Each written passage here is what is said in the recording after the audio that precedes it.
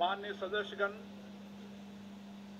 जैसा कि आप सब जानते हैं, वर्ष 1931 में आज ही के दिन भारत माता के 3 महान सपूतों भगत सिंह, सुखदेव और राजगुरु ने देश की स्वतंत्रता के लिए अपने प्राणों की आहुति दी थी। इन महान वीरों ने भारत की स्वतंत्रता के लक्ष्य की प्राप्ति के लिए अल्प आयु में अपना सर्वोच्च बलिदान दिया और एक संविधान, स्वाधीन एवं सशक्त राष्ट्र की नींव रखी। इन शहीदों की वीरता, शौर्य और देशभक्ति हमारे युवाओं और समस्त देशवासियों के लिए प्रेरणा की स्रोत रहेगी। इस अवसर पर हम इन महान सपूतों की शहादत को नमन करते हैं। हम सदन एवं समस्त राष्ट्र की ओर से इन अमर शहीदों को श्रद्धांजलि अर्पित करते हैं और अपने जीवन में उनके महान विचारों एवं आदर्शों के अनुसरण का संकल्प लेते हैं। माननीय सदस्यगण, अत्यंत दुख के साथ मुझे सभा को हमारे 3 पूर्व साथियों के निधन के बारे में सूचित करना है। श्री सत्यव्रत मुखर्जी पश्चिम बंगाल के कृष्णानगर संसदीय निर्वाचन क्षेत्र से 13वीं लोकसभा के सदस्य थे। श्री मुखर्जी मानव संसाधन विकास संबंधी समिति के सदस्य थे। उन्होंने रसायन और उर्वरक, सामाजिक न्याय अधिकारिता, अंतरिक्ष योजना, सांख्यिकी और कार्यक्रम, कार्यान्वयन मंत्रालय, वाणिज्य उद्योग मंत्रालय के अतिरिक्त प्रभार के साथ साथ ऊर्जा विभाग में केंद्रीय राज्य मंत्री के पद पर कार्य किया। श्री सत्यव्रत मुखर्जी का निधन 23 मार्च 2023 को 90 वर्ष की आयु में कोलकाता में हुआ।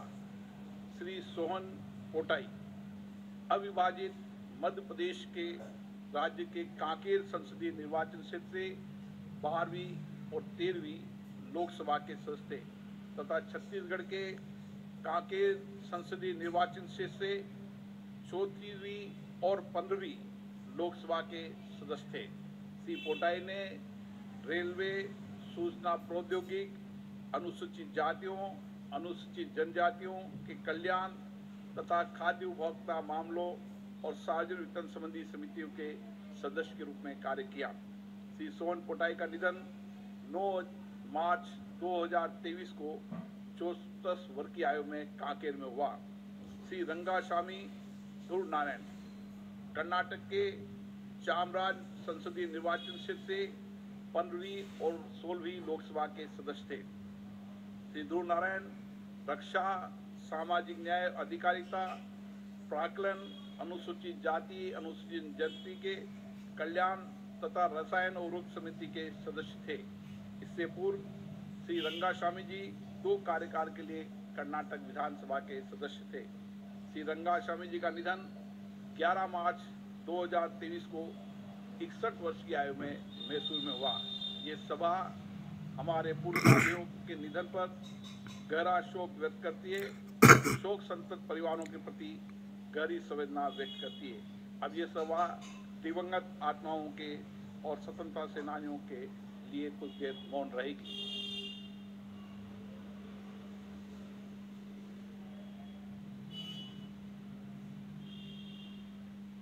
ओम शांति।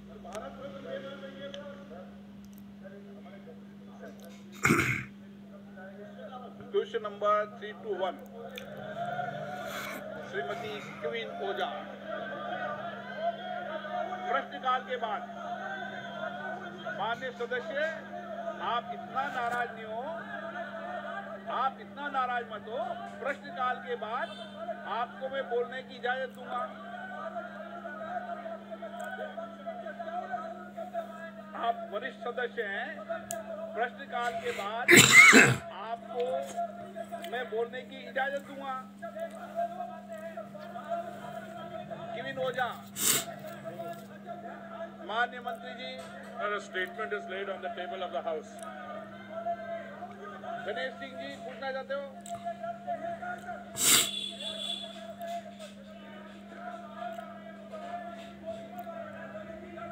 माननीय सभापति महोदय,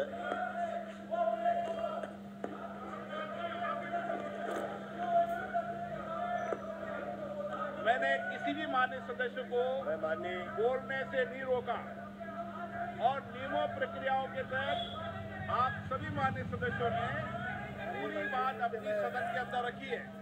और आज भी मैं आग्रह पूर्वक माननीय मंत्री जी से माननीय सदस्य उनको बहुत बहुत धन्यवाद दूंगा, माननीय प्रधानमंत्री जी को बहुत बहुत धन्यवाद दूंगा। नियमों पूरे देश भर में सभी माननीय सदस्य 9 करोड़ से ज्यादा घरों में सकते हैं। ये महिलाओं के नाम से जो एलपीजी के कनेक्शन दिए गए हैं, ये भारत की आजादी के इतिहास में पहली बार ऐसा हुआ है। और आज उन घरों में भी, झोपड़ियों में भी एलपीजी गैस पहुंच गई। आपने कैसे फैसला कर लिया? यहाँ पर कभी कोई कल्पना नहीं किया। शेर से बोल रहा हूँ, एलपीजी घर, एलपीजी कनेक्शन बोलने की बड़े घरों में हुआ करता था, लेकिन आज गरीबों के घर में भी एलपीजी के कनेक्शन पहुंच गए। मैं माननीय मंत्री जी से कहूंगा कि क्या मंत्री जी बड़े सिलेंडरों की जगह क्या छोटे सिलेंडर बनाकर क्या गरीबों को देने की तैयारी कर रहे हैं?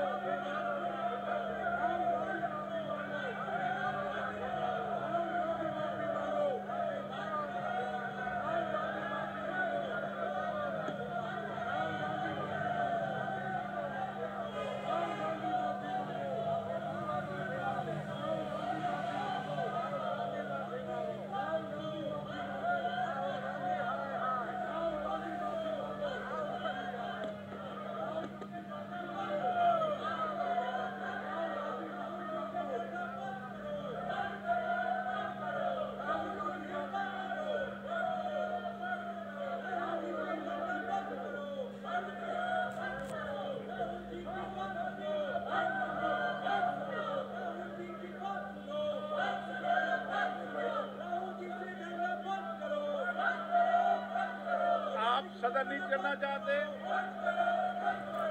माननीय सदस्य, देश चाहता है सदन चले, उनके मुद्दों पे चर्चा हो, उनकी कठिनाइयों पे चर्चा हो। मेरी कोशिश रहती है कि सदन चले। आप अगर सदन नहीं चलाना चाहते हैं, सदन में नारेबाजी करना चाहते हैं, तो सदन की कार्रवाई आज 2 बजे तक के लिए स्थगित की जाती है।